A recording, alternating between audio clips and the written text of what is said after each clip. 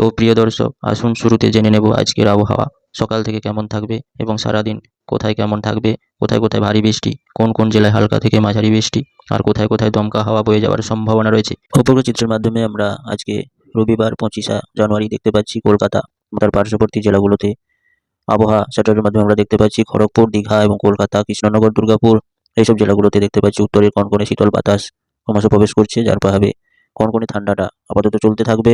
এবং আর বর্ধমান, বিষ্ণুপুর, বাঁকুড়া, পুরুলিয়া এইসব জেলাগুলোতেও টেম্পারেচার পরিস্থিতি কনকনে ঠান্ডা থাকবে। এবং 26 তারিখ সোমবার এইসব জেলাগুলোতে দেখতে পাচ্ছি কিছুটা স্বস্তি পেতে পারে। এবং 27 তারিখ মঙ্গলবার দেখতে পাচ্ছি আবহাওয়া কিছুটা উন্নতি ঘটবে এবং কনকনে ঠান্ডার হাত থেকে মুক্তি পেতে থাকবে রাজ্যবাসী। 28 তারিখ বুধবার কলকাতা এবং তার পার্শ্ববর্তী জেলা খড়গপুর, কৃষ্ণনগর, দুর্গাপুর এইসব জেলাগুলোতে দেখতে পাচ্ছি কিছুটা তাপমাত্রা বাড়ার সম্ভাবনা রয়েছে এবং কনকনে ঠান্ডার হাত থেকে স্বস্তি মেলার সম্ভাবনা রয়েছে।